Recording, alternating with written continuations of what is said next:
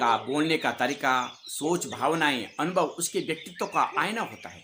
कोई तेज बोलता है, कोई धीरे, और कोई सीधे साधे शब्दों में अपनी बातों को रखता है। कोई भावों से, कोई सजगता से, और कोई बनावटी भाषा से। तो सबसे अच्छा बात करने का तरीका क्या माना जा सकता है? सामने वाले के मन में सम्मान, अपमान, समझ की भावना जगा सके। इसका आधार सुनने की कला और सजगता और संवेदनशीलता और स्पष्टता है।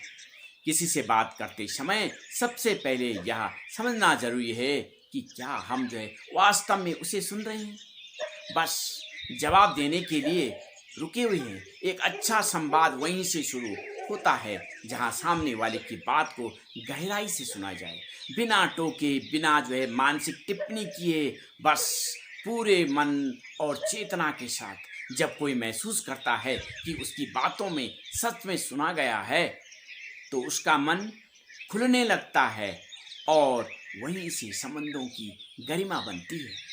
जल्दी ही खोखले लगने लगते हैं। फिर आता है दृष्टिकोण का पहलू। किसी से बात करते समय हमारा दृष्टिकोण निर्णायक होता है। क्या हम समझने की मंशा से बात कर रहे हैं या जताने की?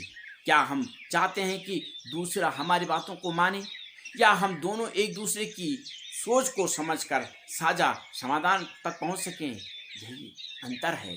बात को बहस में बदल सकता है या उसकी समझदारी भरी संवाद में ढाल बन सकता है। बात करने का सबसे अच्छा तरीका है कि जो शांतिपूर्ण हो, जिसमें उत्तेजना नहीं बल्कि संयम। कोई व्यक्ति अपनी बात कहने में शांत रहता है, कोई ऊंचे शब्दों में, कोई शब्दों को काबू में रखता है, तो कोई सामने वाले को आहत किए बिना ही अपनी बात कह सकता है। यहाँ पर ध्यान रखना जरूरी है कि कभी कभी बात नहीं करना, चुप रहना भी यह एक उच्चतर संवाद का हिस्सा होता है, क्योंकि मौन में भी संदेश होता है और वह कई बार शब्दों से भी अधिक प्रभावशाली होता है। और एक महत्वपूर्ण पक्ष है सम्मान का।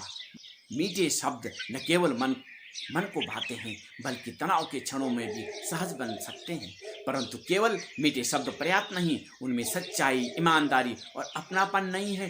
यह कहा जा सकता है कि बात करने की कोई एक शैली श्रेष्ठ नहीं, लेकिन जो शैली दूसरों को आत्मसम्मान को छुए, स्पष्ट हो, संयमित हो और प्रेम से भरी हो, वह सबसे ऊंची मान जाए।